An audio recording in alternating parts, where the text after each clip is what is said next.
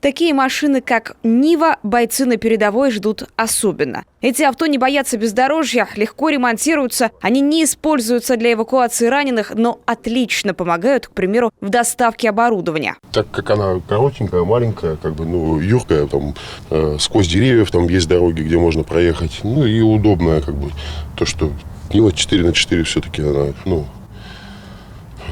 хорошо показывает себя. Хороший автомобиль, действительно не стыдно такое отдавать в руки нашим военнослужащим. Он послужит верой и правдой.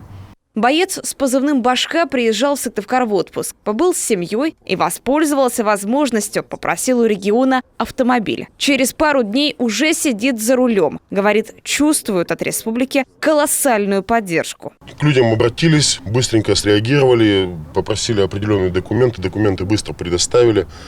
И все, что было в заявке, все вроде бы согласовали, одобрили, сказали, да, мы вам поможем, вы наши бойцы Республики Коми, защищаете нас.